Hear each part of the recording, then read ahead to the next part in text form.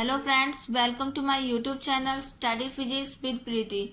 दोस्तों, आज के इस वीडियो में हम Bohr's model of hydrogen atoms के बारे में पढ़ेंगे कि इन्होंने कैसा मॉडल दिया था, किस तरह का स्ट्रक्चर था, उस बारे में हम पढ़ेंगे। तो दोस्तों, बोर्स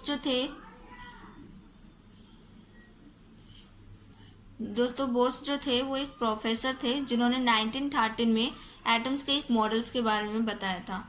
तो दोस्तों, जैसा कि आप इससे समझ रहे होंगे कि उस टाइम पे जो था एटम्स का जो स्ट्रक्चर था वो क्लियर नहीं था, उसकी जो स्टेबिलिटी थी उसके बारे में कोई भी एक इम्पैक्ट थ्योरी नहीं था जो उस समय पे स्टेबिलिटी इसकी एक्सप्लेन की जा सके। तो बोर्स ने 1913 में जैसा कि एक एटम्स का मॉडल बताया था, तो उस मॉडल्स के रिगार्डिंग इनके कुछ एजप्शंस थे। हालांकि उन्होंने जो मॉडल बताया तो स्टेबिलिटी को एक्सप्लेन करने के लिए था, लेकिन उसके तहत इन्होंने कुछ एजप्शंस माने थे। इनके कुछ एजप्शंस थे, have some एजप्शंस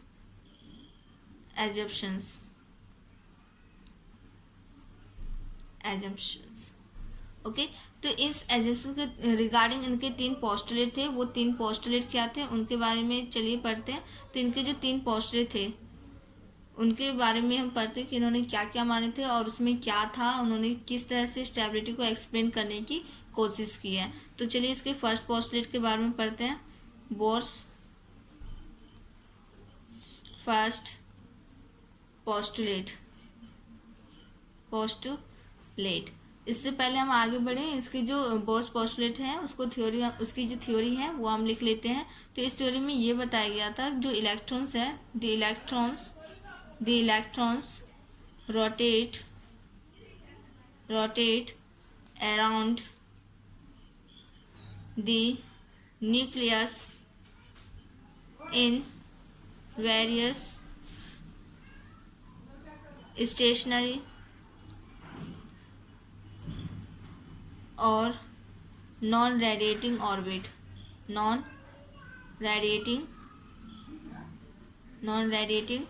orbit means first postulate में उन्होंने ये बताया था कि जो इलेक्ट्रॉन्स है वो हमेशा न्यूक्लियस के अराउंड ही रोटेट करेगा in different stationery orbit, means जिससे रेडिएशन ना हो, जिसमें वो स्टेबल हो।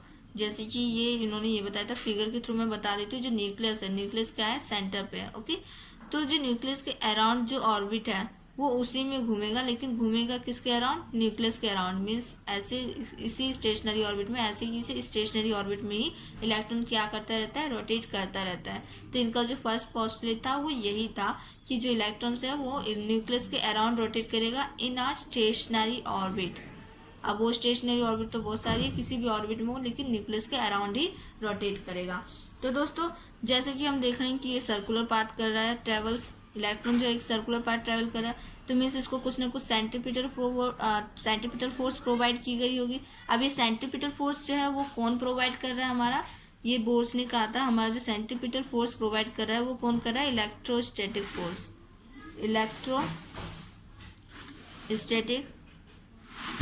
फोर्स। तो हमारा जो सेंट्रीपिटल फोर्स है वो इलेक्ट्रोस्टैटिक फोर्स प्रोवाइड कर रहा है। अब वो इलेक्ट्रोस्टैटिक फोर्स के बराबर होगा। तो सेंट्रीपिटल फोर्स का फॉर्मूला क्या है, mv² इक्वल टू किसका हो जाएगा, इलेक्ट्रोस्टैटिक फोर्स। अब वो इलेक्ट्रोस्टैटिक फोर्स लग कहाँ रहा है, तो दोस्तों इलेक्ट्रॉन और न्यूक्लियस के बीच में हमारा क्या लग रहा है, इलेक्ट्रोस्टैटिक फोर्स।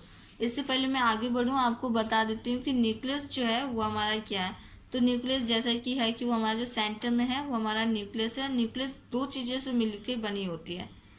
न्यूक्लियस जो होती है हमारी 2 चीज़ों का मिक्सअप है। जो क्या है, पहला हमारा न्यूट्रॉन है प्लस प्रोटॉन। तो दोस्तों इन दोनों चीज़ से मिलके हमारा न्यूक्लियस होता है। न्यूट्रॉन पे कोई चार्ज नहीं होता, वहीं प्रोटॉन पे चार्ज होता है। प्रोटॉन पे कितना होता है, पॉजिटिव चार्ज होता है, और इलेक्ट्रॉन पे क्या है, नेगेटिव चार्ज। तो यहाँ सेंटर पे हमारा ओवरऑल क्या है, पॉजिटिव चार्जेस है, और उसके अराउंड जो रोटेट कर रहे हैं उस पर नेगेटिव चार्ज है। तो दोनों के बीच में क्या लग रहा है, इलेक्ट्रोस्टैटिक फोर्स। हमें पॉजिटिव नेगेटिव से मतलब नहीं, लेकिन चार्ज एलिमेंट है तो उनके बीच में इलेक्ट्रोस्टैटिक फोर्स लग रहा होगा। तो ये जो इलेक्ट्रोस्टैटिक फोर्स इन दोनों के बीच में लग रहा है वही सेंट्रीपिटल फोर्स प्रोवाइड कर रहा है। तो चलिए अब हम इलेक्ट्रोस्टैटिक फोर्स निकाल लेते हैं। पहले जनरल फॉर्मूला लिख देती हूँ इलेक्ट्रोस्टैटिक फोर्स का। तो दोस्तों इलेक्ट्रोस्टैटिक फोर्स का जो जनरल फॉर्मूला है वो होता है K/Q1Q2/r², where K is equal to 1/4πε0। Okay, यहाँ पे हम Q1 Q2 की वैल्यू निकाल लेते हैं। मान लेते हैं जो हमारा Q1 फर्स्ट चार्ज है वो इलेक्ट्रॉन्स का चार्ज है, और इलेक्ट्रॉन का चार्ज कितना हो गया 1.6 × 10⁻⁻19 कूलम, लेकिन माइनस में होता है। वहीं Q2 हमारा क्या है प्रोटॉन। अब टोटल प्रोटॉन कितना है हमारा, वो तो हमारा एटॉमिक नंबर पे डिपेंड करता है। ओके, तो हमारा जो टोटल प्रोटॉन की जो चार्जेस निकालनी है वो atomic number into electrons time. ये वन प्रोटॉन की चार्जेस है पॉजिटिव में है, बस इसका जो चार्जेस है पॉजिटिव होता है, बाकी वैल्यू सेम ही होती है। तो इसका वैल्यू पॉजिटिव में होगा, ओवरऑल वैल्यू क्या होगी सेम होगी। और Z times means atomic number पे डिपेंड करेगा। अगर वो एलिमेंट नंबर 1 है मीन्स हाइड्रोजन है तो यहाँ पे 1 हो जाएगा, अगर वो हीलियम है तो यहाँ पे 2 हो जाएगा। तो वो एटॉमिक नंबर पे डिपेंड करेगा कि मतलब प्रोटॉन्स के चार्जेस कितने होंगे, टोटल प्रोटॉन्स के चार्जेस कितने होंगे, तो वो क्या हो जाएगा ZE। तो चलिए इसको अब हम फॉर्मूले में पुटअप कर देते हैं। तो फॉर्मूला क्या है इलेक्ट्रोस्टैटिक फोर्स का, K/Q1 Q2 अपॉन R², जो कि किसके बराबर हो जाएगा Q1 हमारा E है, Q2 हमारा ZE है, यहाँ पे माइनस साइन क्योंकि माइनस E है, अपॉन क्या हो जाएगा R²। ओके, तो दोस्तों हमारा यहाँ तक आ चुका है KZE अपॉन R²। मैंने पीछे बता दिया था आपको कि ये प्रोटॉन्स के चार्जेस हैं और ये इलेक्ट्रॉन के चार्जेस हैं, और ये इन दोनों के बीच के डिस्टेंस है। तो हमारा electrostatic force centripetal force provide करा रहा है, तो सेंट्रीपिटल फोर्स के इक्वल होगा इलेक्ट्रोस्टैटिक फोर्स। तो सेंट्रीपिटल फोर्स का फॉर्मूला क्या होता है दोस्तों, mv² upon r equal to किसके बराबर हो जाएगा इलेक्ट्रोस्टैटिक फोर्स, जो कि कितना है KZE² अपॉन R²। इसको मान लीजिए इक्वेशन फर्स्ट। ओके, तो बोर्स का फर्स्ट पोस्टुलेट क्या था हमारा कि इलेक्ट्रॉन्स इसके न्यूक्लियस के अराउंड रोटेट करेगा। उसके रिगार्डिंग कुछ फॉर्मूले भी हमारे आए जो उन्होंने बताया था, जो ये सेंट्रीपिटल फोर्स प्रोवाइड करेगा उसके थ्रू हमारी इक्वेशंस आई हैं। तो चलिए अब हम सेकेंड पोस्टुलेट पे चलते हैं। बोर्स के जो सेकेंड पोस्टुलेट थे वो क्या थे, तो बोर्स के जो सेकेंड पोस्टुलेट है उसके बारे में पढ़ लेते हैं। Bohr's second postulate. तो जो बोर्स के जो सेकेंड पोस्टुलेट थे वो ये कह रहे थे, मैं थ्योरी लिखी थी पहले, जो an electron can revolve only those orbit in which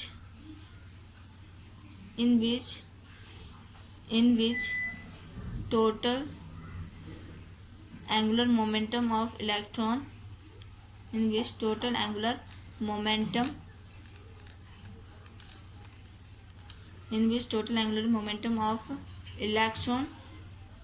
is equal to integral multiple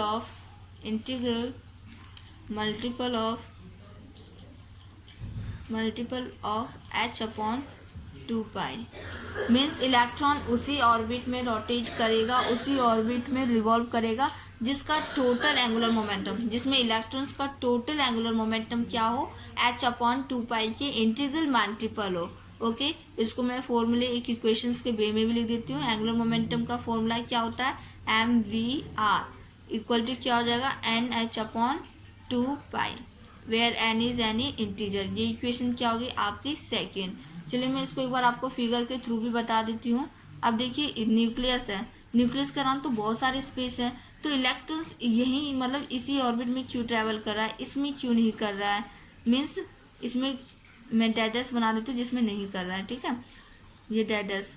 okay, इसमें क्यों नहीं कर रहा है जो डेडस है, बाकी मतलब कुछ ही चुनिंदे ऑर्बिट में ही क्यों कर रहा है रोटेट। तो इसका जवाब यही था, इस थ्योरी के थ्रू समझा जा सकता है कि आखिर इसमें क्यों नहीं रोटेट कर रहा है। तो दोस्तों जैसे कि इसमें क्या इंटीग्रल मल्टीपल होना चाहिए। अब इसका एंगुलर मोमेंटम क्या है h अपॉन 2π मान लीजिए, जस्ट सपोज, मतलब फिक्स नहीं है, मैं मान रही हूँ, मल्टीपल है। ओके, इसका क्या है 0.5 h अपॉन 2π, इसका क्या है 2 टाइम्स ऑफ h अपॉन 2π, इसका क्या है 1.5 टाइम्स ऑफ h अपॉन 2π। तो दोस्तों ये जो है ये चीज़ और ये इंटीजर नहीं है, तो मतलब इसमें जो है ये जो इलेक्ट्रॉन्स है ट्रैवल नहीं करेंगे। तो मतलब जो चीज़ इंटीग्रल मल्टीपल होगी, जैसे यहाँ पे 1 है, ये 2 है, तो इस टाइप के जो ऑर्बिट्स है इसमें इलेक्ट्रॉन्स क्या करेंगे रोटेट करेंगे, अदरवाइज नहीं करेंगे। यही सेकंड पोस्टुलेट था बोर्स का। तो चलिए दोस्तों अब बोर्स के थर्ड पोस्टुलेट पे चलते हैं। सेकंड पोस्टुलेट तो हमारा हो गया है, तो अब बोर्स के थर्ड पोस्टुलेट को समझ लेते हैं कि आखिर थर्ड पोस्टुलेट में क्या था।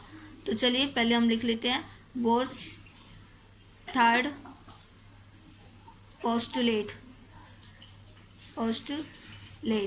अब बोर्स के जो थर्ड पोस्टुलेट थे वो क्या थे, इसमें ये बताया गया था कि नो एनर्जी, मैं पहले थ्योरी लिख देती हूँ, no energy radiate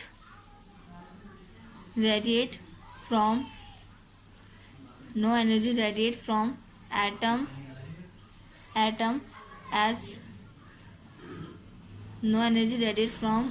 as long as electron continues to move in stationary orbit, or non-radiating orbit, stationary orbit। तो मीन्स जो इलेक्ट्रॉन्स है वो किसी एटम्स जो है, मतलब जिसमें इलेक्ट्रॉन्स है, एटम है तो ऑब्वियसली उसमें इलेक्ट्रॉन होंगे, तो एटम कोई भी एनर्जी रेडिएट नहीं करेगी जब तक कि इलेक्ट्रॉन अपनी ही स्टेशनरी ऑर्बिट में कंटिन्यूस मोशन में है। अब वो इलेक्ट्रॉन एमिट कब करेगी, मीन्स एब्जॉर्प्शन और एमिशन कब होगा। वैसे थर्ड पोस्टुलेट सिंपल है, अगर कोई इलेक्ट्रॉन्स न्यूक्लियस के अराउंड रोटेट कर रहा है, इसी पाथ में कंटिन्यूसली करते जा रहा है, तो उसमें एनर्जी रेडिएट नहीं होगी जब तक ये सर्कुलर पाथ ट्रेवल करके जंप ना कर जाए। ओके, तो मीन्स जंप नेसेसरी कंडीशन है रेडिएशन के लिए। ओके, अब एब्जॉर्प्शन एमिशन जब भी होगा जब क्या होगा, इलेक्ट्रॉन जंप करेगा। एब्जॉर्प्शन और एमिशन कब होगा, जब इलेक्ट्रॉन्स अपनी पोजीशन से शिफ्ट होगा। तो अब जब इलेक्ट्रॉन यहाँ से यहाँ हो रहा है तो एनर्जी क्या कर रहा है, एब्जॉर्ब कर रहा है, क्योंकि यहाँ पे एनर्जी क्या है, सेकंड सेल की ज़्यादा है एज कम्पेयर टू फर्स्ट, तो ऑब्वियसली ये कुछ एनर्जी एब्जॉर्ब करेगा, मीन्स यहाँ पे एब्जॉर्प्शन हो रहा है, उसकी वजह से ये जंप करके यहाँ पहुँच जाएगा। अब क्योंकि अनस्टेबिलिटी है, क्योंकि इसकी स्टेबिलिटी कब होगी, जब उसके पास कम से कम एनर्जी है, तो वो एनर्जी क्या कर देगा, रेडिएट कर देगा और वापस से अपनी ही स्टेबल स्टेशनरी ऑर्बिट में पहुंच जाएगा। तो वो कुछ एनर्जी रेडिएट कर देता है। तो एनर्जी रेडिएट कब हो रही है, मीन्स इसको एमिशन भी कह सकते हैं आप, कब हो रही है, जब वो जंप हो रहा है और जब ये जंप होके फिर से अपनी स्टेबल पोजीशन में आ रहा है। ओके, तो उन्होंने यही कहा था कि जब तक वो इसमें मूव कर रहा है तब तक कोई एनर्जी रेडिएट नहीं होगी। एनर्जी रेडिएट जब भी करेगी जब इलेक्ट्रॉन अपना पोजीशन चेंज करके जंप करेगा, तभी उसकी रेडिएशन होगी, अदरवाइज नहीं होगी। तो ओके, अब ये रेडिएट हो रहा है तो ऑब्वियसली इसकी कुछ ना कुछ एनर्जी होगी, जो वेव्स रेडिएट हो रहा है। अब उसकी एनर्जी क्या होगी, E=H न्यू। अब H न्यू किसके इक्वल होगा, इन दोनों सेल के एनर्जी डिफरेंस के इक्वल होगा। ओके, क्योंकि ये इसमें जंप करके गया तो ऑब्वियसली इसकी एनर्जी बढ़ गई, फिर वो वापस आया तो एनर्जी तो उतनी रहेगी, तो मतलब कि वो एनर्जी डिफरेंस इन दोनों के बीच का वो किसके इक्वल होगा, इस वेव्स के इक्वल होगा जो रेडिएट हो रही है, तो एनर्जी डिफरेंस के इक्वल हो जाएगा। ये हमारी इक्वेशन मान लीजिए आप थर्ड, और ये हमारी क्या, energy of waves which radiate from the atoms. Okay, यहाँ से आप फ्रीक्वेंसी भी निकालेंगे। तो दोस्तों आज के वीडियो में बस यहीं तक। Thank you for watching this video. अगर आप लोगों को ये वीडियो अच्छी लगी हो तो वीडियो को लाइक और सब्सक्राइब जरूर करें। Thank you for watching this video.